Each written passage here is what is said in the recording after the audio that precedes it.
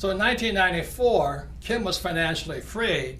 She was only 37 years old, and I was 47 years old. So people kept asking us, how did you guys do it? And so we told them we just played Monopoly in real life, but that didn't satisfy them. So by 1996, Kim and I developed the Cashflow board game, as you see behind here. And many people say the Cashflow board game is Monopoly on steroids. As I said, my financial education began when I was 9, playing Monopoly with my rich dad. So let me give you some of the opposites that found on the Cashflow board game. This is one big opposite. In the middle of the game, you see this thing called the rat race? That's where most E's and S's wind up. They go to school, they get a job, or they become a doctor or a lawyer, and they wind up in that rat race, working really hard, paying a lot of taxes, giving their money to the government, giving the money to Wall Street via their 401k or IRA, and they just spin that little rat race. But that's not what the rich do. So those on the B and the I side, they invest in what's called the fast track. Again, everything is opposite. You can either run your life inside the little rat race, or you can be a B and the I on the fast track. Everything is opposite. There are a number of other things that make the Cashflow board game Monopoly on steroids. One big reason is Cashflow is the only game that encourages you to use debt to become rich. Now I know some of you are going, oh, I'm so afraid of debt. And you should be, because you have to learn how to use it. Debt is dangerous if not well used. So Cashflow actually encourages you to use debt, but this is the best thing. You use debt with play money.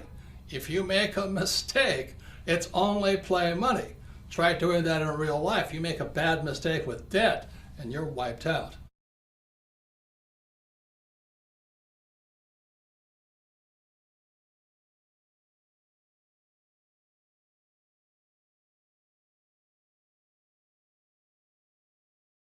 This is the most important part of the Cashflow game. The Cashflow game, again, Monopoly on steroids, is the only game that teaches you to use a financial statement.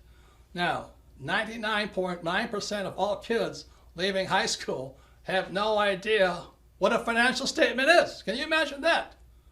You see, on my poor dad's side, the E and the S side, my poor dad says, oh, you have to have good grades. So when you're in school, your report card is A, B, C, D's, and F. So my rich dad on this side said, on the B and the I side, your report card is called a financial statement. So many people leave school thinking their report card's the most important thing. Whether they have a 4.0 or 2.0, who cares? What really counts is your financial statement. Now, if I was to grade our political leaders on their financial intelligence, I would give them an F.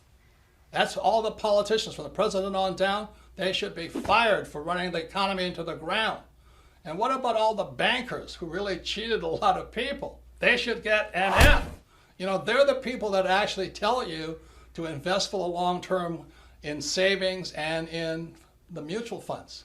They should get an F for bad information. And what about the school system? Now, I'm not blaming the teachers, but the academic system of America, if they have a financial report card, I'd give them an F also, because they're failing to educate people and prepare young people for the real world. Remember, the banker wants to see your financial statement. But the people on this side, they're still living in the past. Oh, I'm an A student. I have a 4.0 average. Well, your banker doesn't care. Your banker wants to see your financial statement, because your financial statement is your report card when you leave school. But if 99% of high school kids have no idea what a financial statement is, no wonder we're in economic trouble. A couple more things. When you look at the financial statement, you'll see over here it says income. E's and S's always want, oh, I want a high-paying job. I want a high-paying job. They want income. What makes the rich richer is they focus on the asset column. It's the asset column that makes the rich richer. So the beauty of playing the cash flow game as many times as possible, it's like the fundamentals. It's training you to think like a rich person and think about acquiring assets, not high-paying jobs, which are taxed.